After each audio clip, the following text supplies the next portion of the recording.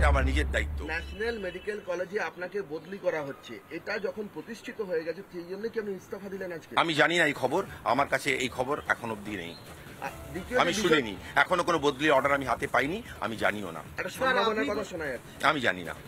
আরেকটা যে বিষয় হচ্ছে, ধন্যবাদ, আপনি বললেন যে আন্দোলন করছে আর এই মুহূর্তে সব থেকে বড় ব্রেকিং নিউজের দিকে আমরা নজর রাখবো। পদত্যাগ করলেন আরজিকরের অধ্যক্ষ, পদত্যাগ করলেন অধ্যক্ষ সন্দীপ ঘোষ। আরো বিস্তারিত জানাবেন আমাদের প্রতিনিধি সৈকত, এই মুহূর্তে আমাদের সঙ্গে রয়েছে। সৈকত, একজন পুলিশ তার দায়িত্ব আছে, पुलिस করবে। सर आप आज रिजाइन दिए सर, इसका कारण सर? इसका कारण है मेरा बदनामी हो रहा है, मेरा बदनामी हो रहा है सोशल मीडिया में, मेरा मुख पे कुछ भी बोली जा रहा है, इसके कारण से। और एक ये जो लड़की का डेथ हुआ डॉक्टर, ये लड़की मेरा लड़की जैसा है, एक पेरेंट्स होने का नाते मैं रेजिग्नेशन देना सोचता हूँ, इसलिए मैं रेजिग्नेशन दे रहा हूँ। मेंटली मैं I don't like that this should happen to anyone in future, लेकिन मैंने उसको बचाने का कोशिश तो पूरी किया, लेकिन हमारा जो डिपार्टमेंट है, हमारा डिपार्टमेंट चेस डिपार्टमेंट में उसका डेथ हो गया, तो इट्स रियली अनअवॉइडेबल। सर आपका नाम बोलिएगा। Sandip Ghosh, principal RG Kar. Please please please please. এই মুহূর্তে আরজিকরের প্রিন্সিপাল সন্দীপ ঘোষ তিনি রিজাইন দিয়ে দিলেন। তিনি জানাচ্ছেন যে তিনি রিজাইন দিয়ে দিয়েছেন, কিন্তু তিনি একটা কথা বললেন যে বিভিন্ন সময় সোশ্যাল মিডিয়ায় আমরা সরাসরি দেখাবো আরজিকরের প্রিন্সিপাল সন্দীপ ঘোষ তিনি রিজাইন দিয়ে দিলেন, তিনি রিজাইন দিয়েছেন। তবে তিনি পরিষ্কার জানালেন না যে এই রিপাবলিক বাংলার তরফ থেকে আমরা প্রশ্ন করেছিলাম যে কেন এই নিরাপত্তার এত অভাব বোধ ছিল, নিরাপত্তার এত অভাবের কারণে এই ঘটনা ঘটে গেল, সে বিষয়ে তিনি কিন্তু বলতে গেলে প্রশ্ন এড়িয়ে গেছেন। এবং সে একই সঙ্গে তিনি জানালেন যে এইভাবে হয়তো কাজ করতে হয়। বেশ সৈকত, তুমি আমাদের সঙ্গে থাকো, আমরা আরো একবার শোনাবো সন্দীপ ঘোষ অধ্যক্ষ তিনি ঠিক কি বললেন। যোগদান করবে, আমার রেজিগনেশনই তাদের মেন কাম্য ছিল, সারা রাজ্যবাসীর কাম্য ছিল আমার বলে মনে হয়েছে। গত 3 দিন ধরে সোশ্যাল মিডিয়ায় আমি যে কটূক্তি সহ্য করেছি, আমার পরিবার যে যন্ত্রণা সহ্য করেছে, আমার ছোট ছোট দুটো বাচ্চা যে সহ্য করেছে, তাতে বাবা হিসাবে আমি লজ্জিত।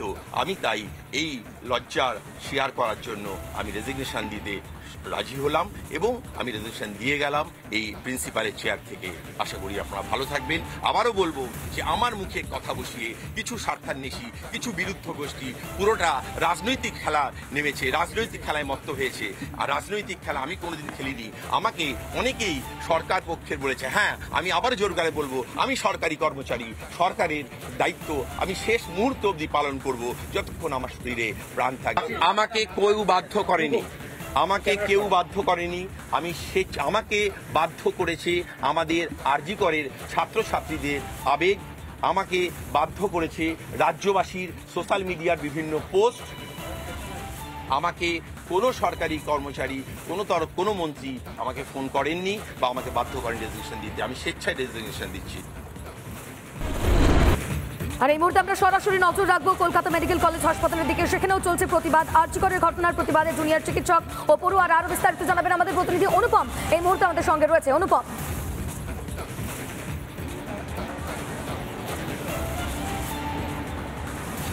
একদমই তাই, দেখো চিকিৎসকদের আন্দোলন চলছে, তারা বিক্ষোভ করছেন, পেন ডাউন চলছে, নন এমার্জেন্সি পরিষেবা বন্ধ, সব রকমভাবে যেভাবে প্রতিবাদ করা সম্ভব সেই সমস্ত প্রতিবাদ এই মুহূর্তে চিকিৎসকরা করছেন, জুনিয়র চিকিৎসকরা রয়েছেন। মেডিকেল কলেজের ছবিটা দেখাবো, তুমি দেখতে পাচ্ছ যে এই মুহূর্তে যারা চিকিৎসকরা রয়েছেন তারা এখানে একটা অস্থায়ী মঞ্চ তৈরি করেছেন এবং এই অস্থায়ী মঞ্চেই বসে তারা লাগাতার আন্দোলন, লাগাতার বিক্ষোভ চলছে। এবার কটা ব্যানার এবং পোস্টারের দিকে তোমাদেরকে নজরে নিয়ে যাব, যে ব্যানার এবং পোস্টারটা প্রথমে দেখবে এক দফা এক দাবি সরাও এরকম অথরিটি, এই ধরনের পোস্টার কিন্তু আমরা এর আগে আমাদের পার্শ্ববর্তী যে দেশ সেই দেশের ছাত্র আন্দোলনে কিন্তু দেখেছি। স্বাভাবিকভাবে এই পোস্টার অত্যন্ত ইম্পর্টেন্ট, যারা এই পোস্টার লিখছেন তাদের সাথে একটু কথা বলবো। আপনাদের কি দাবি রয়েছে, আপনাদের কি দাবি রয়েছে এবং এই পোস্টারিং রয়েছে, কি চাইছেন আপনি? আমরা এই ব্যাপারে জাস্টিস চেয়েছি, আর কিছু না। যেগুলো অথরিটি আছে ওগুলোদের আমরা প্রপার রেজিগনেশন আর প্রপার যত অথরিটি আছে, যত রেসপন্সিবল আছে, যারা সিকিউরিটির জন্য, আমাদের সিকিউরিটির জন্য যারা রেসপন্সিবল আছে, তারা রেসপন্সিবিলিটিটা নিক আর তারা রিজাইন করুক। আর এই কেসে যে আমাদের কোর্ট কলিগ এইভাবে যেটা একটা হিনিয়াস ক্রাইম হয়েছে, ওটাতে প্রপার জাস্টিস তাড়াতাড়ি হোক, যত তাড়াতাড়ি সম্ভব। আরও বেশ কয়েকজন রয়েছে। আপনাদের কি সব পরিষেবা বন্ধ? cease work of emergency and non-emergency services. আপনাদের একটু ইনফরমেশন দেয় রাখি, আরজিকর হসপিটালের প্রিন্সিপাল তিনি রিজাইন করেন। দেখুন, রিজাইন তো ওভাবে হয় না। রিজাইন দিতে গেলে 2 মাস আগে থেকে নোটিশ দিতে হয় যে আমি এই ডেট থেকে রিজাইন করব। আজ বললে আজ রিজাইন তো ওভাবে হয় না। হ্যাঁ, সেটা হতে পারে যদি লাস্ট 2 মাসের উইথড্র করা স্যালারিটা উনি ফেরত দেন। দুটোই নিয়ম। সার্ভিসে থাকাকালীন কোনো এমপ্লয়ি যদি রিজাইন করতে চায়, সেরকম কিছু তো আমরা দেখছি না সেরকম হয়েছে। হলে নিশ্চয়ই ভাববো যে হ্যাঁ, এটা কোনো আইওয়াস না। আপনারা কি চাইছেন না? আমাদের ডিমান্ড ক্লিয়ার আছে, সেটা পোস্ট করা আছে। যা ডিমান্ড আছে ওটাই আমাদের একটা পোস্টার আমরা দেখছি, এক দফা এক দাবি সরাও এরকম অথরিটি।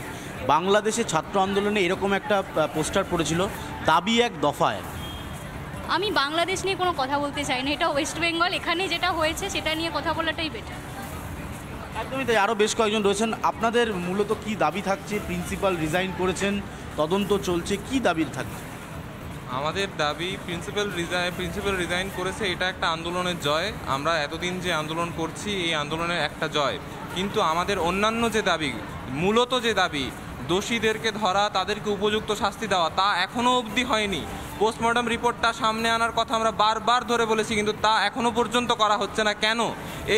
এই অথরিটিকে জবাব দিতে হবে এই বিষয় নিয়ে। এবং আমাদের এই আন্দোলন ততদিন অবধি চলবে যতদিন না এই দাবিগুলো, যা আমাদের অন্যান্য যে দাবিগুলো আছে, সেই দাবিগুলো যতদিন না মেটানো হচ্ছে ততদিন এই আন্দোলন চলবে।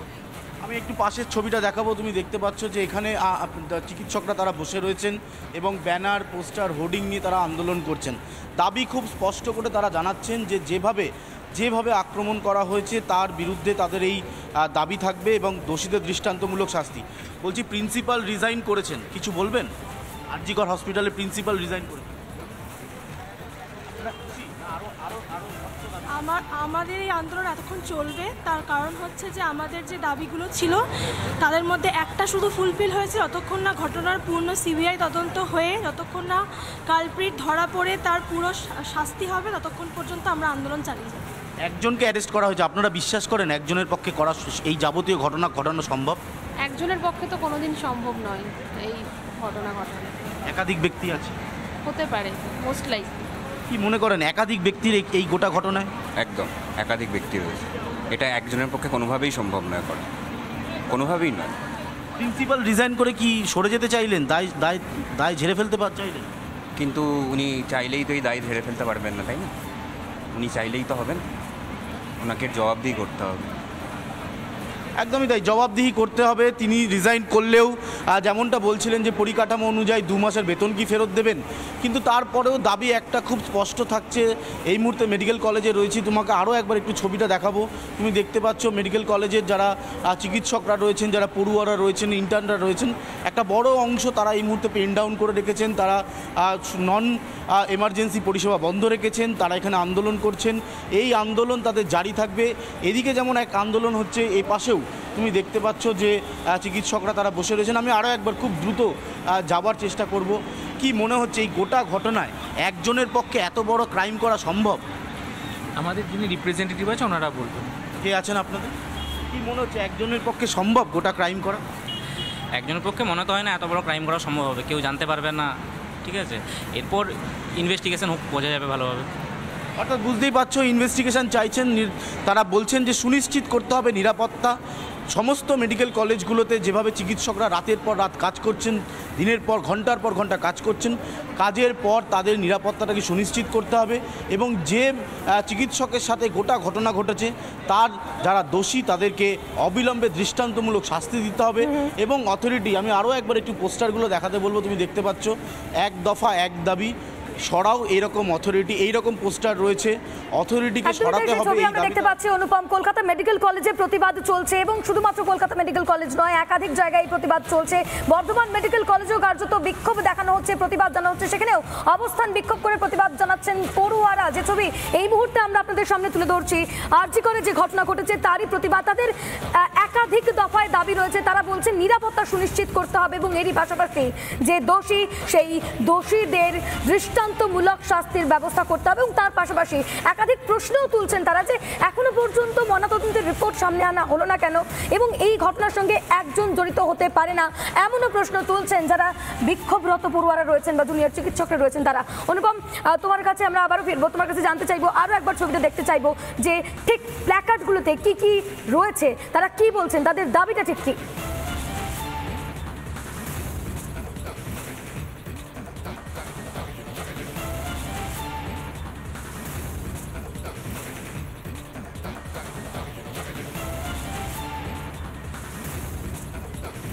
অনুপম, তার সঙ্গে যোগাযোগ বিচ্ছিন্ন হয়েছে, আবার যোগাযোগ করার চেষ্টা করবো আমাদের প্রতিনিধির সঙ্গে। এই মুহূর্তে কলকাতা মেডিকেল কলেজের ছবি আপনারা দেখতে পাচ্ছেন, যেখানে অবস্থান বিক্ষোভে বসেছেন জুনিয়র চিকিৎসক থেকে শুরু করে পড়ুয়ারা এবং তারা বলছেন যে যে ঘটনা ঘটেছে তাতে দোষীদের দৃষ্টান্তমূলক শাস্তি দিতে হবে। কেন ময়নাতদন্তের রিপোর্ট প্রকাশ্যে আনছে না পুলিশ, এই বিষয়টাও তারা স্পষ্ট করে জানাচ্ছেন। এবং যে ছবি দেখা যাচ্ছে এই মুহূর্তে, যে বড় ব্রেকিং, কিছুক্ষণ আগে আমরা আপনাদের সামনে তুলে ধরেছি যে অধ্যক্ষ তিনি কিন্তু পদত্যাগ করেছেন। তারা বলছেন যে অধ্যক্ষের এই পদত্যাগ আইবস নয় তো, এই বিষয়টা তারা স্পষ্টভাবে জানতে চাইছেন। একাধিক দাবি রয়েছে তাদের, অধ্যক্ষ পদত্যাগ করেছেন ঠিকই, কিন্তু আরও যে যে দাবিগুলো রয়েছে সেই দাবিগুলো যতক্ষণ না পর্যন্ত পূরণ হচ্ছে ততক্ষণ পর্যন্ত তাদের এই আন্দোলন, তাদের এই প্রতিবাদ চলবে, তাদের এই কর্মবিরতি চলবে।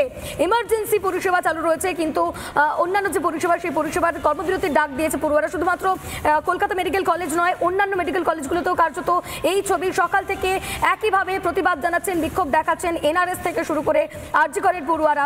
এবং তারা বলছেন তাদের যে দাবি রয়েছে সেই দাবি যতদিন না পর্যন্ত মানা হচ্ছে ততদিন তারা এই আন্দোলন চালিয়ে যাবেন।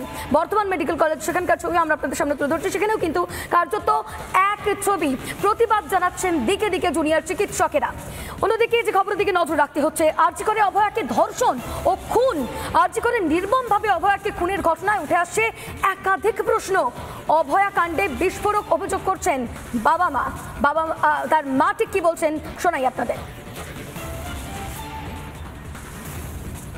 ইদানিং মেয়ে একটা গাড়ি কিনেছিল, গাড়িতে যাতায়াত করতো, যেহেতু টাইমের ওর অনেক প্রবলেম, ও আবার এখানে চেম্বার করতো, তো টাইম মেনটেন করার জন্য বাবাকে গাড়ি কিনে দিয়েছে যে টাইমটা বাঁচবে।